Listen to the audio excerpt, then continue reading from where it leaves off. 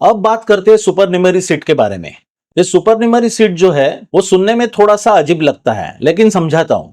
हम लोग जो है वो महाराष्ट्र स्टेट से है और यहाँ पे सीईटी सेल जो है ये अपने महाराष्ट्र की कैंडिडेट को एजुकेशन देने के लिए बैठी है। और अगर दूसरे स्टेट से अगर कोई कैंडिडेट यहाँ पे आके एजुकेशन अगर पाना चाहता है तो उसके लिए महाराष्ट्र स्टेट ने एडिशनल 5% सीट रखी हुई होती है।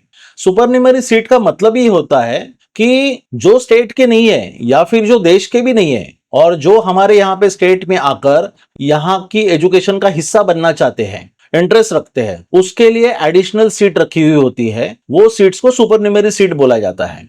अभी ओएमएस कैंडिडेट के लिए जेजे स्कूल ऑफ आर्ट जैसे अप्लाइड आर्ट सेक्शन में जहां पे 100 सीट्स है, वहां पे 5% सीट के हिसाब से 5 एडिशनल सीट रखी हुई होती है। इसे kind of student exchange program समझ लीजिए। अभी दूसरे स्ट्रीम जो है वहां पे सीट जो है वो कम ज्यादा होती है और उसके हिसाब से ओएमएस कैंडिडेट के लिए कितनी सीट होती है इसको समझने के लिए पूरा सीट मैट्रिक्स समझना पड़ेगा। ये सीट मैट्रिक्स के बाद मैं अगले वीडियो में जो कट ऑफ के ऊपर मैं बनाने वाला हूं उसमें मैं बात करने वाला हूं। अभी हम मेन बात करते हैं कि ओएमएस कैंडिडेट के लिए कौन से डॉक्यूमेंट्स लगने वाले हैं, जो कि ये दूसरे स्टेट से है और जनरली यहाँ पे सेंट्रल काइंड ऑफ बोर्ड होते हैं, जैसे सीबीएसई बोर्ड है या फिर ये इंटरनेशनल स्कूलिंग का हिस्सा होते हैं या फिर कभी कभार जो ओपन स्कूलिंग जो होता है जैसे एनआईओएस वगैरह है, यहां से भी ये लोग अपनी एजुकेशन कंप्लीट करते हैं। अभी यहाँ पे 10th को जो है ये सेकेंडरी स्कूलिंग बोला जाता है और 12th को जो है वो सीनियर सेकेंडरी स्कूलिंग बोला जाता है। जब इनका रिजल्ट लगता है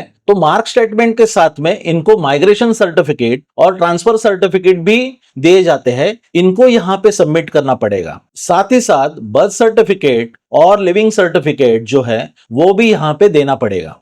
अगर नेशनलिटी सर्टिफिकेट उनके पास है, जैसे उनके स्टेट का डोमिसाइल सर्टिफिकेट अगर उन्होंने बनवाया है तो अच्छा है, वरना ये जो बर्थ सर्टिफिकेट है या फिर जो लिविंग सर्टिफिकेट है उससे काम बन जाएगा, कोई टेंशन वाला बात नहीं है। और जो आधार कार्ड होता है जो हर इंडियन के पास होता है उसको भी देना पड़ेगा, क्योंकि ये फोटो आईडी प्रूफ है। सीईटी सेल से जब यहाँ पे ओएमएस कैंडिडेट को एडमिशंस मिलते हैं तो ये किसी भी कास्ट के हो, लेकिन इनको यहाँ पे कास्ट रिजर्वेशन की कोई भी सीट क्लेम नहीं की जा सकती है। इनके लिए जो ओएमएस कैटेगरी की जो सीट्स रखी हुई है उसी में इनको एडमिशन मिलने वाली है। महाराष्ट्र स्टेट में जो गवर्नमेंट कॉलेजेस है, अब तक जो जेजे स्कूल ऑफ आर्ट उस हिसाब से चलते आ रहा है, वहां पे ओपन कैंडिडेट के लिए सालाना जो फी है वो 7,000 रुपया होती है। वहां पे इन ओएमएस कैंडिडेट को 35 से 40,000 रुपया सालाना फी होती है। ओएमएस कैंडिडेट की तरह दूसरे टाइप के जो कैंडिडेट होते हैं वो है फॉरेन नेशनल्स। इसमें 3 टाइप के कैंडिडेट्स होते हैं, जिसमें से पहले कैंडिडेट जो है वो हमारे एनआरआईज आते हैं। अभी ये जो एनआरआईज है यानी उनके जो बच्चे हैं वहां से वो अप्लाई करेंगे, लेकिन ये जो एनआरआईज है वो कौन सी कंट्री में रहते हैं, यानी गल्फ कंट्री में रहते हैं या यूरोपियन कंट्री में रहते हैं, कोई फर्क नहीं पड़ता। लेकिन इनको जो लगने वाले जो डॉक्यूमेंट्स है वो मैं यहाँ पे स्क्रीन पे दिखा रहा हूँ। इनके पेरेंट्स जो भी कंट्री में रहते हो वहां के इंडियन एम्बेसी से उनको ये जो प्रूफ है वो जुटा के लाने पड़ते हैं। इसके अलावा इनकी जो रेसिडेंस का जो प्रूफ है वहां का या फिर वर्किंग परमिट जो है उनके कॉपीज भी इनको सबमिट करने पड़ते हैं। इन कैंडिडेट्स के पेरेंट्स के या फिर कभी कभार ग्रेट ग्रैंड पेरेंट्स के पासपोर्ट के भी डिटेल सबमिट करने पड़ सकते हैं। तो ये सारे पेपर जुटाकर ये लोग अप्लाई करना चाहे तो कर सकते हैं। दूसरे टाइप के कैंडिडेट्स में जम्मू एंड कश्मीर और लद्दाख जैसे जो स्टेट है वहां के कैंडिडेट आ जाते हैं। बाकी स्टेट का मुझे पता नहीं है, लेकिन महाराष्ट्र की गवर्नमेंट ने इनके लिए हर जगह पे सीट रखे हुए हैं, जिन्हें चाहे तो ये लोग अप्लाई कर सकते हैं।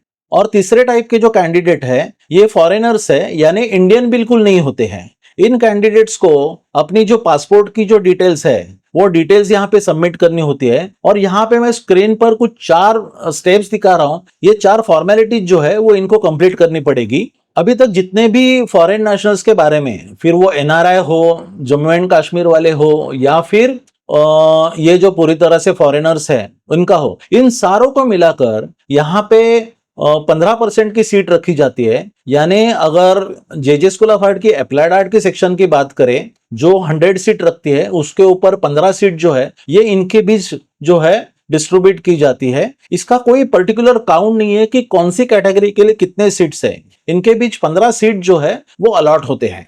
इनके लिए एक स्पेशल हेल्पलाइन होती है, वहां पे ये लोग अपनी इंक्वायरी कर सकते हैं और इनके लिए एक एड्रेस भी इशू होता है, जिस एड्रेस पे ये लोग को अपने जो डॉक्यूमेंट्स है वो डॉक्यूमेंट्स को कुरियर करना होता है फिजिकल वेरिफिकेशंस के लिए। फिजिकल वेरिफिकेशन पूरी तरह से होने के बाद में नेचुरली एग्जाम भी इनकी होती ही है, लेकिन फिजिकल वेरिफिकेशन होने के बाद में फीस वगैरह जो है वो भरने के डिटेल भी दिए जाते हैं और एडमिशन पाने पर कैंडिडेट को यहाँ पे डेफिनेटली विजिट करनी पड़ेगी। अभी इनका जो फी स्ट्रक्चर है वो दूसरी करेंसी में होता है, तो इसके लिए मैं उसको यहाँ स्क्रीन पे रखने की कोशिश करने वाला हूँ।